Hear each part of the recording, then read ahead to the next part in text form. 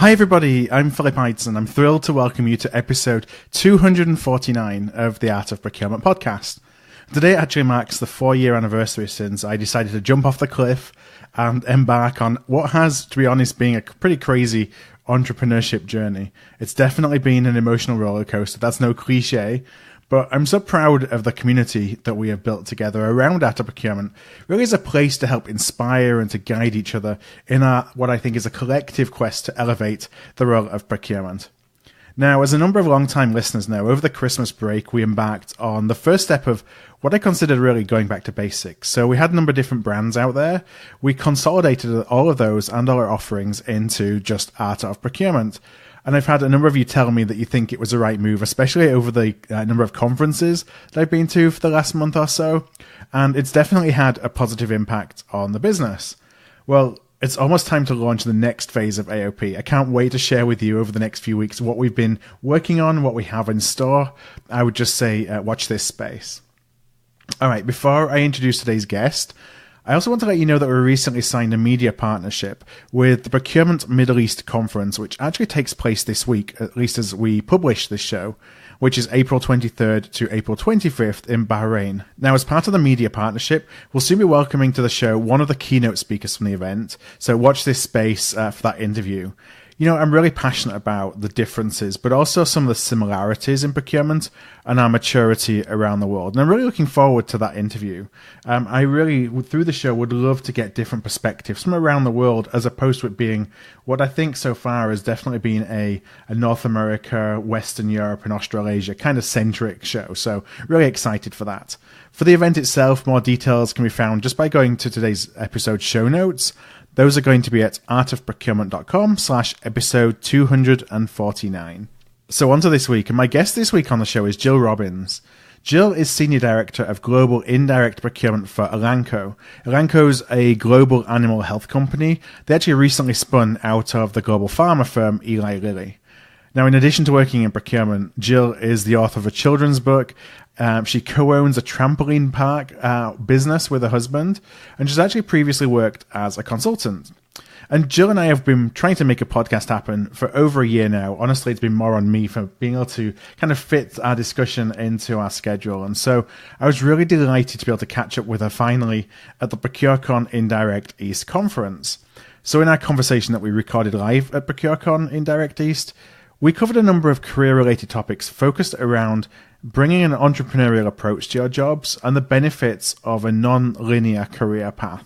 So it's a path that, you know, I believe will really become ever more prevalent as the lower rungs of the traditional career ladder in procurement begin to be automated. Really great conversation. We covered so many different areas, so I can't wait to share it with you.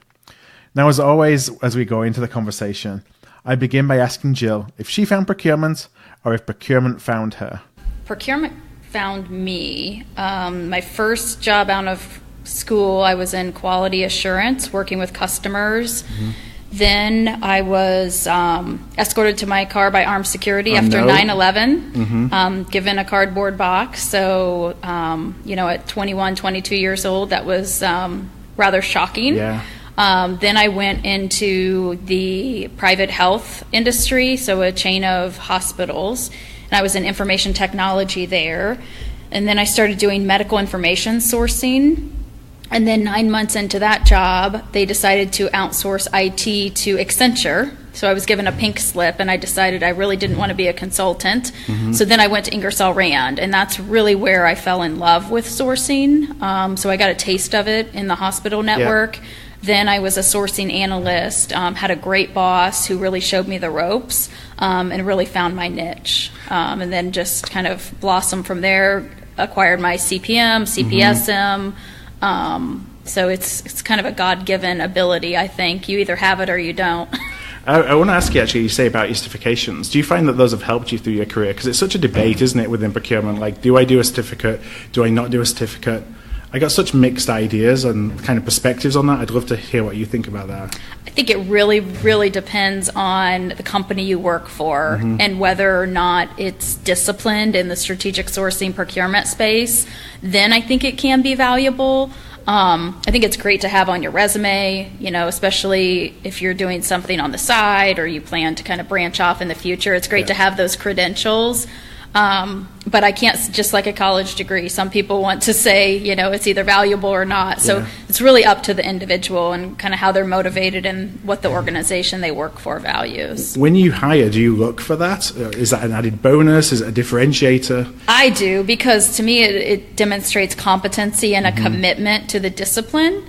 So it's valuable to me as I'm looking, yes. It's interesting you say about commitment to the industry. I was having this conversation, I can't remember where it was, whether it was on social media or whether it was in a phone call, but I was talking to somebody about the fact that there's such a low barrier to entry for procurement, whereas so many other professions, you have your licensing and maybe some of that is self-fulfilling because there's associations who obviously exist to sell you those, but we have low barriers to entry. Does that mean that we need something like that? Does it mean that we don't? It's just an interesting kind of conversation. Yeah, I mean, some of the best procurement people I've worked with and maybe you've worked with, but some of them were not kind of native supply chain or buyer background. So, I think it just depends on the person. And I know people in finance, that are engineers. So, I think it depends on the individual. Yeah. I'd like to say there's a magic formula. One thing that I would say, though, young kind of millennials who are coming up through, they really don't have negotiation skills and they don't really understand commercial terms and conditions.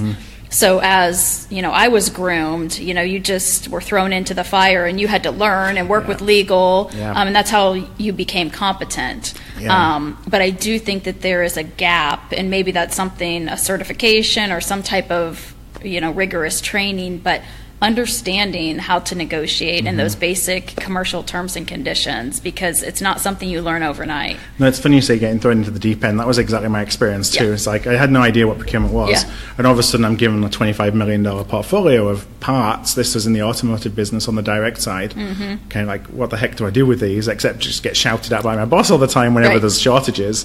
But you kind of learn pretty quickly when you're in that environment. I know you have you wrote a book, I'm not sure, a couple of years ago. I wonder if you could explain a little bit about why you did that, because I know you've got 1,000,001 other things going on in your life to, not necessarily need the commitment of doing that, but it's something that you're obviously passionate about. Yeah, I ask myself the same question. So I guess I saw the bond between my son and our dog, and reading, when you have a child, and we're older parents, we read to him all the time because that's the one thing they say. Read to them even when they're small infants. So I started reading various books, and I really liked the Nancy Tillman books. So On the Night You Were Born, and then she has different ones, and the art was so beautiful. I thought, well, maybe I could write a book. I don't know. So I started kind of inquiring about, different graphic artists and, getting a few things drawn up with my dog and my son based on some pictures. And then and I wrote the story, I'd say over the course of maybe 6 months. Never really thought I would. I mean, I've always been somewhat of a writer, but more on the professional side. Not really on the nonfiction side. So because we've got young kids as well, so we read all the time to them. We've got a ridiculous amount of books. It's funny when you look at them, you think, from a word count perspective, there's not that many words in a children's book. So you think, well, how long can it really take to write something like that? I'm interested you say it was like a 6-month process. Well, 6 months to write the story, and then it was probably about 14 months from kind of idea conception to publication, because then when you start working with a publisher and then you start working with an artist and you go through all the different revisions, and the artist, for my book, it was based in the Ukraine, so we did everything virtually. So it was quite interesting. But so is the idea of storytelling something that you take into your day job, essentially, thinking about how to persuade and how to influence people? And we often in procurement try and do it through data, but then we know that people don't really make decisions on data. They maybe justify decisions based on their interpretation of data, but that's not necessarily how they make decisions.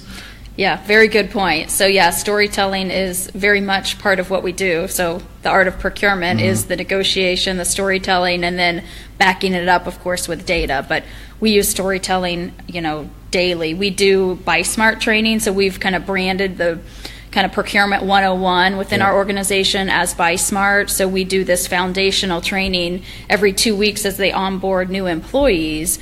And, I'll share stories. People will come to us with a supplier in mind. They've already kind of received a statement of work or a proposal. And, we'll look at them. Well, you have a $250,000 house. Are you going to put a $100,000 kitchen in your $250,000 house? Probably not, right? So just some of those kind of analogies, and it's somewhat storytelling, and then you kind of walk them through the thought process. I think the whole narrative part of it is a big thing that, as opposed to just presenting information, it's taking people on a journey to get there. Absolutely. And I probably did that a little bit before I started the pod, but I didn't really think about that too much until you start building narratives for the podcast as well. I found that to be so much more impactful than just going with data. To kind of have your, whether you're doing it in the context of a PowerPoint deck or whatever it is, but just having a story arc that takes them through where you want essentially the decision to go. And different scenarios too. Over the course, I've been doing this 20 years, which is hard to believe, but you have so many different stories that you can rely upon and, connect with what someone is trying to do, and that can be very powerful. So the main topic I want to talk about, there's actually a couple of things, but I want to talk a little bit about career empowerment. I know that we talked before we hit the record button about kind of the idea of creating your own journey. I just wonder if you could share why that's something that is important to you, but also why maybe it's a little bit outside the box in terms of how we think about our typical career ladders. So when you say creating my career journey story? Well, what I'm thinking about is, and perhaps helping your team thinking about this in the same way, is that when you think about a career, you usually have a ladder. Like, I'm going to be a buyer, I'm going to be a senior buyer, then I'm going to be a manager, then an associate director, on and on you go to the CPO. But really today's careers don't look like that. So it's thinking about, actually, how can I build a career that's perhaps non-linear? So you're taking all kinds of different experiences, both inside the company, but I know you've done a lot outside of the procurement world as well, to kind of build up different skill sets and experiences. So there is no linear path. I mean, it's much more of a roller coaster, and there are ups and downs. And I would say, find a mentor. And that mentor doesn't necessarily need to be inside the company. It can be someone who's successful in business outside the company. And, inside, they always say, well, if you're a female, find a female mentor. Or if you're a male, find a male mentor. That's bullshit, in my view, because it does not discriminate. You need to find someone that you can connect with, someone that's honest with you, and that will give you real, valid coaching. Because some of the worst career advice I got was from inside the company. I had some really bad positions, but I was checking boxes so that I could advance up the corporate ladder. And my life was miserable. So once I kind of put that behind me, started connecting outside. My husband and I have a couple Sky Zone businesses, indoor trampoline parks. He's an attorney, was miserable in his job, and said, hey, I want to do something else. And I've always been entrepreneurial, always trying to come up with, different ideas. But, we needed a steady income. We needed, the benefits. So, I've kind of been the steady Eddie. And then he went off, but I learned a lot, in that due diligence process, and was able to apply that, back at work. Which I think is great, because you don't necessarily get the business savvy or business common sense within the four walls of corporate America. So as you're hiring for people then, so I think that there's, we've kind of been told that we got to follow that career path that I talked about before. And when I'm applying for the next job, then it has to seem like it's a logical next step. And if I do something that goes away from that, it seems like, maybe I don't know what I want to do with my career, or I'm not fully committed to procurement, or whatever it may be. How do you kind of look at somebody's experience if they've not got that linear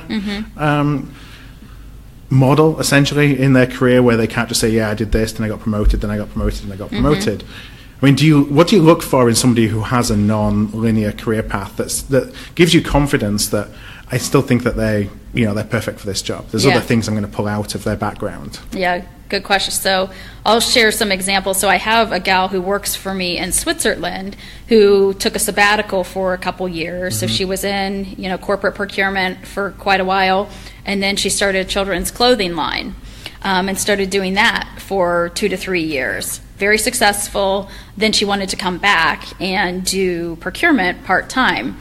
And the best business savvy people who have the accountability, who have had their own business, are the best procurement people, because they can see the full value chain and the connectivity.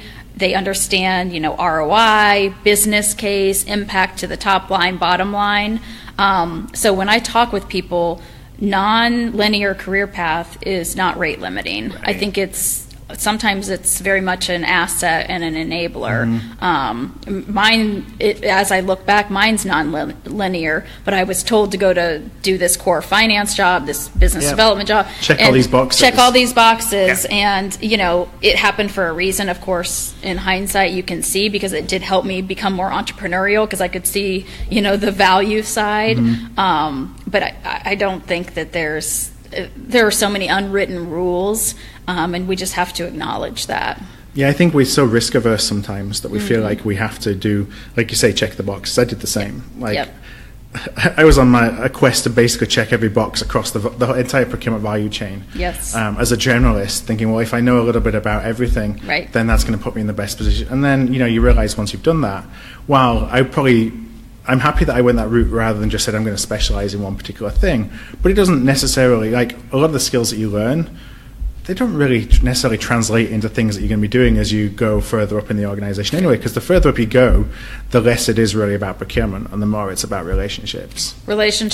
And like you said, the storytelling and the data and how to kind of pull that picture together in those key points to make the right decisions. Now, do you think that procurement as a function will have a career ladder? When you think about, now there's an obvious career ladder, but as we're starting to use technology, and I know technology isn't going to save the world or replace everything that we do, but technology is going to take away some of the activities, which takes away some of those lower level roles where we may have gone in there and been an analyst, for example, to start with.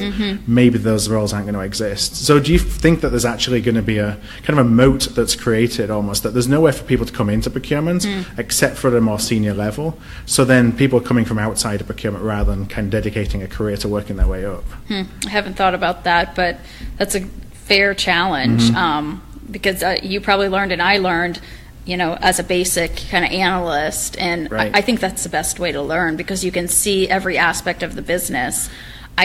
There's still entry-level jobs. There's still going to be the data mining, the analytics, and I think that's a good place to start. If it's not a basic buyer, then at least start with the data. But you've got to start somewhere, because if you just dive into category management, it could be game over. I mean, because it's very intimidating, and you want to get one chance to make a good impression, don't you, with a stakeholder?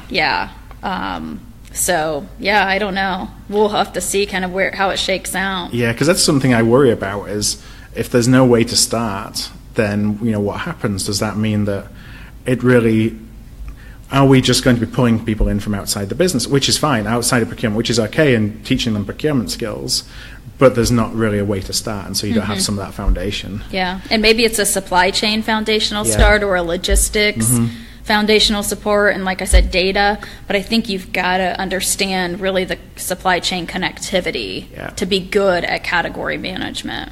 Now, you mentioned before about the entrepreneurial side of your experiences and your passion, and obviously writing the book and the Sky Zone franchises that you have. Yeah.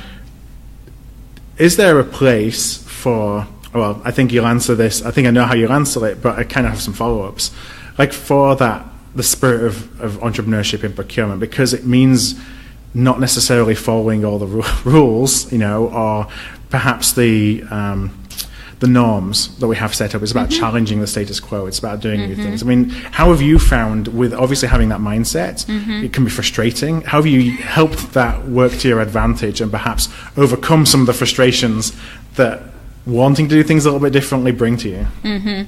So I'll start with this. You can't teach common sense. And my experience tells me procurement people usually are the most sensical, if that's a word. Just in terms of, managing their, personal money, as well as, thinking as an advocate, for the business. So it can be a blessing and a curse when you really understand how kind of the full value chain connects. You've seen, how to run a successful business, and then you want to apply those principles internally. Corporate people don't always think with common sense. How many times do we hear, I've always done it that way? I can't change to this supplier. I can't look at this scope differently because this is how the system is designed, or this is how the process is designed. And to that I say BS. So then you think of, I'm a Lean Six Sigma black belt as well. So you apply some principles. Well, ask why 5 times. And I have a 3-year-old at home who is very inquisitive as well. So, sometimes you have to, think like a 3-year-old and just keep asking those follow-up questions. And it can be frustrating for the person on the other side, but usually you can hopefully get to the right outcome when you have those follow-up questions. So, I think having that entrepreneurial spirit and, seeing the way things can be done in the outside world. And I can't tell you how many times an internal stakeholder, whether it's in marketing or sales, well, this is what our competition is doing, so we need to do this. Well, screw the competition, because, the best innovators and the best, products in the marketplace, they didn't one-up the competition, or they didn't match the competition. They annihilated them because they thought differently. So I think just challenging... It's like, what are you trying to achieve? What are you trying to achieve? And, put your, head in the... with the customer, and think like them, or the consumer. No, that's really important. We're really big on customer centricity, and it kind of changes the mindset of how you work. Even if you think about a customer as an internal customer, we so often build procurement functions and procurement capabilities so we can show up and say, this is where procurement, this is kind of what we do, as opposed to modeling, taking advantage of all the things we have at our disposal, but creating something that's unique for each one of the stakeholders we work with. Absolutely. Because it's harder to scale in doing that, but it provides so much more flexibility to actually provide something to the business that the business might want. I feel like we really struggle with that because it goes away from some of the conformity that we're used to having. Yeah, it does. And I think negotiation, that is our table stakes, essentially. We are probably the best negotiators in the company. And we did a project a couple years ago with our distributors, and we did an RFP with our customers, essentially, and we re-engineered the entire pricing structure with our customers. And since then, they've come back to me, and in April, I'm doing training with all of our key account leaders on the sales side of our business, teaching them how to negotiate. So you think sales, you think they know how to negotiate. They're working with customers all the time, but they're coming to us, and I'm thankful, that they're asking us, because we have, those skills, and it applies whether you're, buying something or you're selling something. Yeah, we have so much that I've heard of a couple of other organizations, but it's not that many people are doing it, but we have so much that we can teach our sales teams of how to work with procurement. Oh, absolutely. And we don't even with the customer. Yeah, and we don't even connect those dots. Like, where procurement, let us help you navigate the procurement teams of the people you're trying to sell to. Absolutely. And it's such a no-brainer, and something that's so easy. Yes. But we just don't do it. And it costs nothing, essentially, because you have those skills in-house. And I think just being a sounding board for people too, and salespeople also, they don't want to put things in contracts sometimes, or they don't want to document. And just teaching them some basics. Hey, define what your BATNA is. What are you trying to achieve, and start with some things written down and present that to the other side. Can be a game changer. Now, as a small business owner, do you feel that changes the way that you work with small businesses, or you encourage your team to work with small businesses? I think I've always been a supporter, but it's really about the value and the capability. So not just for the sake of, a diverse entity. We just need to put so much spend through small businesses. So it's got to really be for the right reasons, and they have to have a compelling business case. I feel that some organizations don't perhaps fear working with small businesses because, one, they may see it's a higher risk profile, but two, they don't really, everyone's bucketed into the same, it's a supplier. but really do have to work differently with a small business than a larger business. Yes. And a lot of companies just aren't prepared to do Yep. that. And it's not necessarily a decision that they take. It's just that's just built into their way of being, is that they only work with suppliers in certain ways. Right. Well, and oftentimes, too, if you work with a smaller business, they don't have the overhead and markup Right. of a larger enterprise. So, their pricing may not look to be, 20% or 15% less, but over time, you have to look at that total cost of ownership over time. Yeah. Because if they can really partner with you and they can be agile and they can shift, that's There's a lot more flexibility. Yeah, a lot more flexibility. One of the things I do feel that I think having the experience on the entrepreneurship side helps, and I think you kind of alluded to it before, but it's around innovation, because I think you think differently about what the art of the possible is. Yes. Like, you don't look at something, and you said it before, like, this is how we've always done it. Right.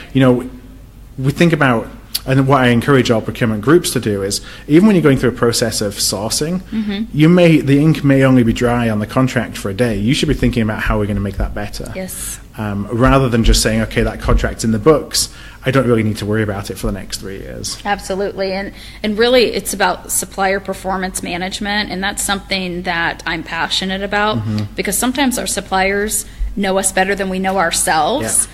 And when you build that transparency with the supplier, you can drive that continuous innovation, that continuous improvement, and they can improve their operation as well, because they can apply those lessons learned to other customers. So I think it's a win-win. Now, how do you go about deciding which, how a traditional supply segmentation model is all about how much money do we spend, but that obviously isn't necessarily how important that supplier is to your business. How are you looking at suppliers and thinking, those are ones where I really want to invest in a relationship, versus those are the ones that, maybe I don't have the bandwidth to do at this point in time? I think you have to look at your value chain. So it's about spend, but it's also about risk, and it's also about how close are they to the customer, and then what can potentially drive increased margins for your business, and look at it that way. Yeah, I'm thinking of you could have something that's a small spend, but actually it could be a game changer from an innovation perspective. Oh, it's huge. And we often lose sight of those because it's a small number. Yep. And so that actually, and I know I'm kind of jumping over the map a little bit, but I'm interested how that then connects to metrics. Because, again, we always think about cost savings. It's all about doing the biggest deals so we can get the biggest number, even if it's 3% saving on a big number is still a big number, versus, we got 20% saving on a small number and it doesn't really mean anything, or we didn't get any savings. Is that how are you kind of taking the entrepreneurial approach, marrying that with perhaps some traditional metrics, or are you thinking about metrics in a different way? So I'll share with you a story first, and then I'll talk about metrics if I could. Yeah. So I met with our CFO last week and shared some of our travel spend data, so on personal travel card. And being part of a larger company for so long, and now being our own standalone company, every penny counts, right?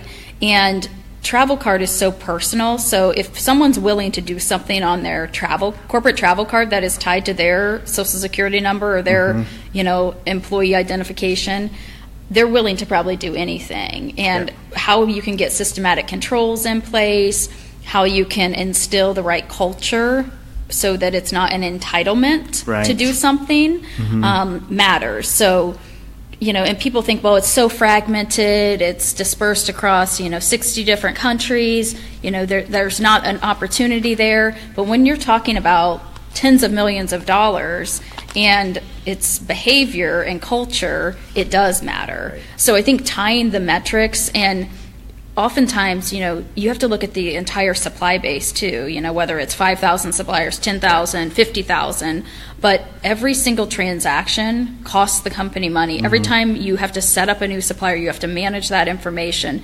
So you have to look at the metrics in totality, and so many people want to look at, days payable outstanding, which is fair. And if you're tracking the data in the right way, but days payable doesn't always tell the whole story, because the invoice could have been delayed, 90 days, and then you have an immediate pay. Well, you really paid, let's say, in 100 days, and it was a 60-day payment term, but it looks like you did an immediate pay. So some of the traditional metrics don't tell the full story, so I think you have to have a storyboard that kind of connects all the dots, and you want to look at 80% of your spend, with less than 20% of your suppliers, and then, that remaining 20%, if that's with 8,000 suppliers, you have a problem, right? Depending on what the split is. Yeah. But you have to look in totality and really drive that category management, and then the performance, of course, within those categories. So if that makes sense. Yeah, now do you measure then your success or your position as a company against peers?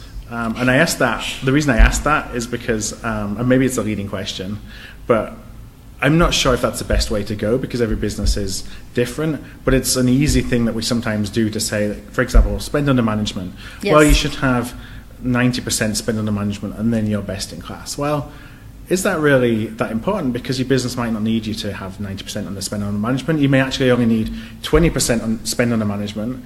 That 20% just so happens to be the spend that's the most critical to the competitive advantage of your company. Yep. So it can kind of drive you to do things that you don't necessarily, that aren't the best thing for your customer or your internal stakeholder. I think it's a metric, and a metric is not gospel. So you have to kind of take it with a grain of salt and kind of what makes sense for your business. But I think it's good to benchmark and look across different industries because at least it gives you an indicator of where you're at, but also it can be category dependent and sometimes it can be geography dependent. So when you look at it in totality, it may look great, but then when you start to break it down, or vice versa, it may not look good in totality, but when you break it down, it may look okay. And I have people that report to me all over the world, and there's different opportunities, but there is the same behavior and sentiment no matter what region of the world you're in. So my last question, it kind of comes back to a theme that has run through our conversation, and that was where we started with storytelling. We've talked a lot about entrepreneurship and building a bit of more of a customer-centric procurement organization. How are you selling the value proposition for procurement, taking into account all the things we talked about, to engage with new people, to engage with new stakeholders, perhaps to turn around skeptics? I'd just love to learn a little bit more about how you're actually doing that in practice. So I think it's really about empowering your team and being close with your team because you can't be a one-man show, right. And they're the closest to the clients. So empowering them, with the tact of dive deeper, ask why 5 times, present the data. I kind of have just a brief storyboard, and I learned back, like 18 years ago when I was at Ingersoll Rand, but it was called an MBF, Management by Fact, and it was kind of a 4-quadrant approach, and you can share, what the marketplace is telling you, spend concentration, total number of suppliers in the space, breakdown by geography, and then kind of where you see opportunities. And then also you want to bake in the supplier performance. So really just letting them understand their business better, because a financial scorecard does not match a procurement assessment of external spend. And they are so close to seeing a financial scorecard, but it doesn't tell them what's going on across their business and where the money's going. And then also clicking a little bit deeper, because sometimes, like in marketing, for example, print may be going through an agency. Well, you've got to tease that out because oftentimes you can get a better deal on print. So it's, teasing the story, and if it's in R&D, it could be different. I think connecting with the stakeholders, and then I would always say this, have your team's back. I mean, they are your number one asset, and they are smart. You have coached them, you have mentored them, you hired them, most likely. And that really goes a long way. And then, when you're with senior leadership, give them accolades, give them specific examples of what your team has done to break down barriers with stakeholders, to, go to the marketplace, to get that external intelligence. And also, connecting the business with some industry best practices as well. You'd be surprised how many people in the business, they want to buy external information when it's available for free, if they would just join, an external counsel. Yeah, I think you're just showing up, like, I think it's a lot of things you talked about there, showing up with information that's impactful, that's insightful the first time you have a conversation with somebody, kind of showing up without a agenda, not having a laid out agenda, because I actually think having a laid out agenda is always really powerful, because then you're actually taking somebody on a journey in a meeting, but showing up not with the intention of, oh, I'm going to go and bring all this spend into my purview. I just want to have conversations with people to show that this is the value that I can bring. And keep it casual and low. I mean, people sometimes get intimidated by C-level staff, and you have to just build a rapport and build trust. And sometimes the one-off examples are the most powerful. And, how would you approach this? Kind of flip the coin sometimes, and just be confident in what you're doing, because, we have a unique position, and this is what I always say. Procurement, you have a lens into the entire value chain, and not very many people do, and especially on the indirect side. Sometimes the direct side can be somewhat isolated, but on the indirect side, it is very powerful. And the most expensive words in any business is, we've always done it that way. That's not acceptable. It's a challenge, and also bringing ideas of how other people have solved the same challenge and the same problem. And it doesn't have to be in the same industry too. You've got to break down those industrial kind of walls, because they really don't exist. Yeah, I could go on about that. It's a little bit of a pet peeve, actually, that we think in silos, and we think organizational, like functional silos, we think industry silos, and yet, like, a lot of what we try and do with the show is bring ideas that are outside of procurement into procurement, because they're successful. So why should we not try and take cues from what other people are doing? Absolutely. Why shouldn't we take cues from what salespeople are doing? Because just because it's not the way that we do things in procurement doesn't necessarily mean it's not the way we shouldn't do them. Right. Yep. And sometimes, ask suppliers about different solutions. Ask them about their challenges, because usually they're willing to share. Right. Well, Jill, I want to really thank you for joining me on the pod today, for your time here at ProcureCon. The very last question I always ask is just if there's a way for listeners to reach out, connect with you directly, what would be the best place for them to go to do that? LinkedIn would be the best place. Okay. Yep. And I've always got 100 different ideas swirling in my head about outside opportunities, so I'm happy to chat or be a sounding board for anyone. Well, thank you. And what I'll do is I'll include your LinkedIn details in the show notes for the episode. Those will just be at procurement.com/podcast. That's where we're hosting all of the podcast shows. So, Jill, one last time, thank you very much. Thank you. It's been a pleasure. Thanks. Hi there. I want to thank you for tuning in to today's podcast. You can check out all of our back catalogue at artofprocurement.com/podcast, where you can also subscribe to our newsletter to make sure that you never miss an episode. And if you found value in today's show, I'd love if you would tell a peer, or perhaps go and rate and review by going to artofprocurement.com/review. Word of mouth really is the best way to help the podcast grow, and if you're able to do either one of those things, I would truly appreciate it.